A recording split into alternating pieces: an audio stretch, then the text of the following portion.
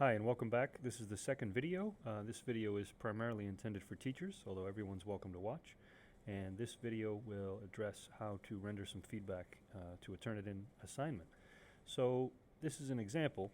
So I've created an example assignment in this class called World History. So I click into it, and what I have done is I have set up an example assignment called Traditions and Transformation. The paper assignment was started November 14th.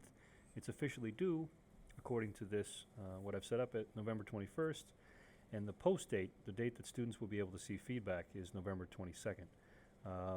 If you set something up like this, I would suggest giving yourself more time than 1 day, but this is just an example. So if I need to change anything, change those types of settings, I can go into Edit Settings, and I can do that right in there. I think the last video showed you how to do this. It should be pretty straightforward. Again, make sure you give yourself enough time here. So it looks like one student has submitted, so I'm ready to go in and render some feedback. I'm going to go to View. So I can see here that Thomas Clancy has submitted his paper titled Traditions and Transformations. You can take a quick glance at the similarity index here. Students often ask, okay, what number is too high? Well, really, I suggest going in and looking at what the similarity report looks like. So I'm ready to go in and grade and render some feedback at least. And how you do this is really your choice, but let me show you one way to do it. So up here in the menu bar, you have these different types of choices. You can look at the originality report, and you can use GradeMark to render feedback. A decent place to start is the originality report. So this just runs the paper against the internet sources and the whole repository. In this assignment, I have chosen not to submit this paper to the repository, so it's just holding it up against the repository.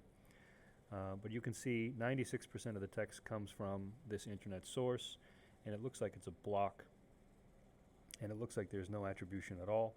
So I would be questioning and having a discussion with the student about that. What I've done here is I've let pages, I've kept the template document, and I wanted to see what would happen, and that's what happens. So this is just a template document, but this is something, if it came back like this, or even if you have large unattributed blocks, to have a discussion with the student about why that is. So I'm now ready to render feedback, and I go to GradeMark, and there are different ways that you can do this. Let me move this window a little bit.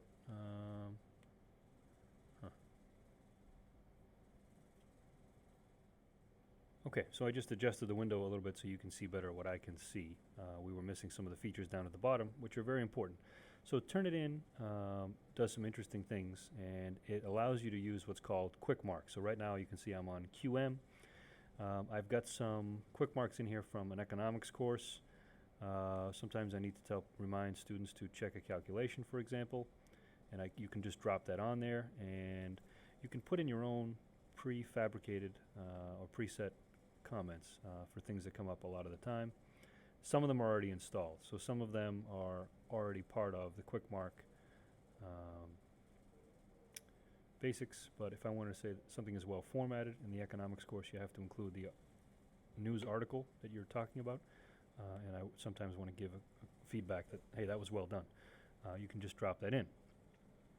You can also go in and highlight some text and comment on it directly. So you highlight it and then click it, and you get this beautiful box, and you can say, this term is used correctly. Well done. Whoops. And you can offer some praise. And then I have installed a rubric, again, from the economics internal assessment. And you can highlight, okay, this is relevant to terminology. And down below, you can even choose the color you choose to highlight it with. For me, I generally use green for something that is well done and I'd like to praise, yellow for something that is somewhat off track and may need to be corrected, and pink for something that needs to be revised. And so you can save that. When you do that, it's associated with the criteria of terminology, and if you've put in a rubric, when you go to the rubric, the student, and both you and the student can see, Okay, there's one comment directly connected to terminology, and it will bring them back to that. You also can see that since I have put in a rubric, you can mark the paper according to the rubric right in Turnitin.com.